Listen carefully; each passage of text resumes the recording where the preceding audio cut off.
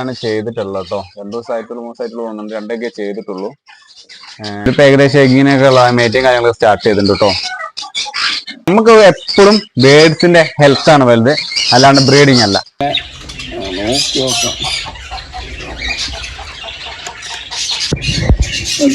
കിടക്കുകയാണ്, ലക്ഷണമൊന്നുമില്ല കേട്ടോ.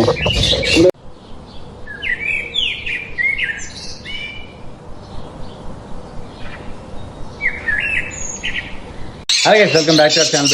എൻ്റെ പേര് വിശാഖ്. അപ്പോൾ ഇന്നത്തെ വീഡിയോ മറ്റൊന്നുമില്ല കേട്ടോ. നമ്മൾ ഐവറി സ്റ്റാർട്ട് ചെയ്ത് 2-3 മാസമായി. അപ്പോൾ അതിൻ്റെ ഇടയ്ക്ക് നമ്മൾ ബ്രീഡിംഗ് ഒക്കെ സ്റ്റോപ്പ് ചെയ്തിരുന്നല്ലോ. നമ്മൾ പഴയ ഐവറി ആയിരുന്ന സമയത്ത് നമ്മൾ ബ്രീഡിംഗ് കുറേ സ്റ്റോപ്പ് ചെയ്തിരുന്നു.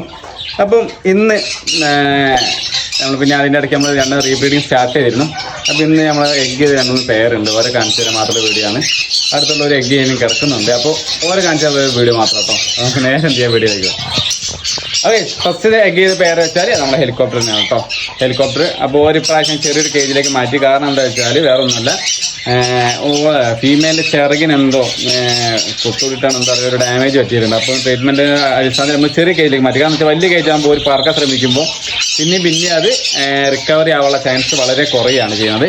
അപ്പോൾ നമ്മൾ ചെറിയ കേജിലേക്ക് മാറ്റി അത് ബോക്സും വെച്ച് കൊടുത്തിട്ടുണ്ട്. അതിൽ തന്നെ ഒരു എഗ്ഗും ചെയ്ത് ഏകദേശം 5 എഗ്ഗ് ഉണ്ട് കേട്ടോ.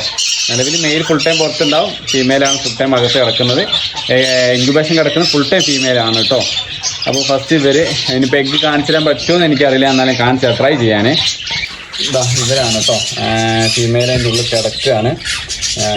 ഫീമെയിൽ പുറത്തിറങ്ങിയാൽ നമുക്ക് കുഴപ്പമില്ല, അല്ലാണ്ട് നമ്മൾ ഡിസ്റ്റർബ് ചെയ്യുന്നത് ശരിയല്ല. കാരണം വെച്ചാൽ എഗ്ഗ് പൊട്ടാനുള്ള ചാൻസ് വളരെ കൂടുതലായിരിക്കും കേട്ടോ.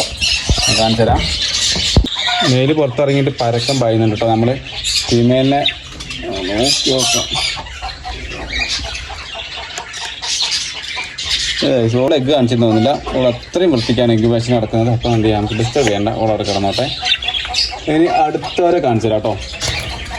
അടുത്ത വെച്ചാൽ നമ്മൾ നോർമൽ ലവ് ബേർഡ്സ് ആണ് കേട്ടോ. നോർമൽ ലവ് ബേർഡ്സ് ഫീമെയിലുണ്ട്, അപ്പുറത്തേക്ക് ഫീമെയിൽ കേട്ടോ. അതിൻ്റെ മെയിലാണ് കയറിയത്. ഇത് ഫീമെയിൽ. നമ്മൾ അധികം ഡിസ്റ്റർബ് ചെയ്യേണ്ട വിഷയം എന്ന് വെച്ചാൽ ഇവർ ചിലപ്പോൾ എഗ്ഗിന് ചാടി കറങ്ങുമ്പോൾ എഗ്ഗ് പൊട്ടാനുള്ള ചാൻസ് ഉണ്ട്. അപ്പോൾ നമുക്ക് വെയിറ്റ് ചെയ്യാം, ഒരു പൊട്ടാവുമ്പോൾ നോക്കാം. അല്ലെങ്കിൽ ഞാൻ കാണിച്ചു തരാം.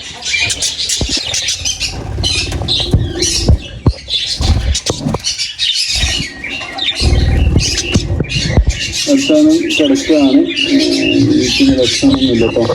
ഇവിടെ ഏകദേശം ഒരു 3 അക്കൗണ്ട് ചെയ്തിട്ടുണ്ട് കേട്ടോ. നിലവിൽ 3 അക്കൗണ്ട് ചെയ്തിട്ട് കിടക്കുന്നത് കേട്ടോ. പിന്നെ നമ്മളെ ഷോയാണ് വന്ന പുതിയ ഷോ കേട്ടോ. ഒരു അതിൻ്റെ ഫീമെയിൽ അകത്താണ് കിടക്കുന്നത്. എഗ്ഗ് ചെയ്തിട്ടില്ല, എന്നിട്ട് നോക്കുന്ന സമയത്ത് എഗ്ഗ് ചെയ്തിട്ടില്ല കേട്ടോ. അങ്ങനെ പിന്നെ അടുത്ത ആൾക്കാർ ഇതാ ഇവർ ഒരു എഗ്ഗ് ചെയ്തിട്ടില്ല, ഒരു എഗ്ഗ് ചെയ്യാനുള്ള പുറപ്പാടായിട്ടേ ഉള്ളൂ. പിന്നെ എഗ്ഗ് ചെയ്തിട്ടില്ല ഇവർ നമ്മളെ കോക്കറ്റൈൽസ് വന്നവരാണ്. ബീട്രൂട്ടൊക്കെ കഴിച്ചിട്ട് ചുണ്ടൊക്കെ ഫുള്ള് ചോന്ന് നടക്കുന്നുണ്ട്. ഇവരിപ്പോൾ നിലവിൽ 2 എഗ്ഗാണ് ചെയ്തിട്ടുള്ളത് കേട്ടോ. 2 ദിവസമായിട്ടുള്ള 3 ദിവസമായിട്ടുള്ള തോന്നുന്നുണ്ട്, 2 എഗ്ഗേ ചെയ്തിട്ടുള്ളൂ.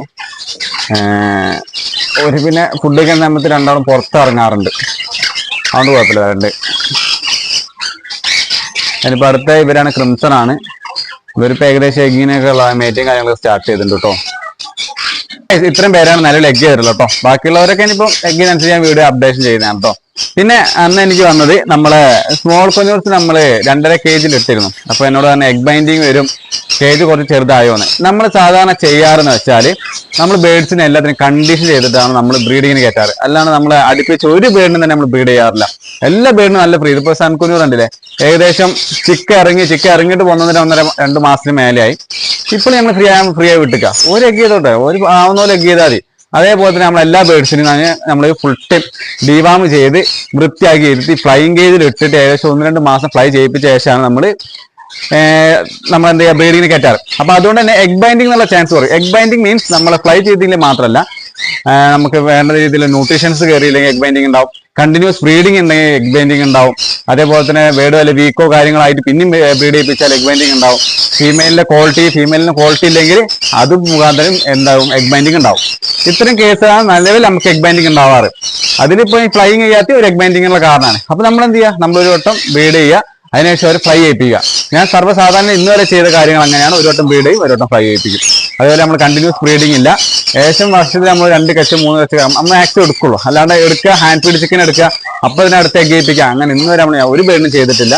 ഇപ്പോൾ ഞങ്ങളല്ലേ, അപ്പോൾ നമ്മുടെ കോക്കറ്റൈൽസ് അതേപോലെ തന്നെ കോനൂർസ് ഓരൊക്കെ വെറുതെ വിട്ടിരിക്കുകയാണ്. ഓരോ ഡിവാം ചെയ്ത് വെറുതെ വിട്ടിരിക്കുക. കാരണം ഒന്ന് ക്ലൈമറ്റ് റെഡി ആയിക്കോട്ടെ എന്നിട്ടൊക്കെ എഗ് ചെയ്താൽ മതി. വെറുതെ നമുക്ക് എപ്പോഴും ബേഡ്സിന്റെ ഹെൽത്ത് ആണ് വലുത്, അല്ലാണ്ട് ബ്രീഡിങ് അല്ല. ഓക്കെ, അപ്പൊ ആ ഒരു കമന്റ്സിനുള്ള റിപ്ലൈ കൂടി ആട്ടോ. ഇപ്പൊ എന്തായാലും ഒരു പറഞ്ഞ ശരിയാണ്, നമ്മൾ കേജ് വലുപ്പമില്ലെങ്കിൽ എഗ് ബൈൻഡിങ് കാര്യങ്ങളൊക്കെ വരും. അപ്പൊ എന്ത് ചെയ്യുക, അത്യാവശ്യം കുഴപ്പമില്ലാത്ത വലുപ്പത്തിലുള്ള കേജ് എപ്പോഴും സെറ്റ് ചെയ്യുക. അല്ലെങ്കിൽ അതർവൈസ് നിങ്ങൾ ബേഡ്സിനെ എപ്പോഴും കണ്ടീഷൻ ചെയ്യുക, അടുപ്പിച്ച് ബ്രീഡിങ് ചെയ്യിപ്പിക്കാതിരിക്കുക. ഓക്കെ, അപ്പൊ എന്താ വീഡിയോ കുറച്ച് പേർക്ക് ഇഷ്ടപ്പെടുന്ന കരുതാം കേട്ടോ. അങ്ങനെ ഇഷ്ടപ്പെടുകയാണെങ്കിൽ നമ്മുടെ ചാനൽ മറക്കാതെ സബ്സ്ക്രൈബ് ചെയ്യണം, തൊട്ടുള്ള ബെല്ലൈക്കൻ നീളം മറക്കരുത് കേട്ടോ. അപ്പൊ അടുത്തൊരു വീഡിയോയിൽ കാണുന്നവരെ ബൈ.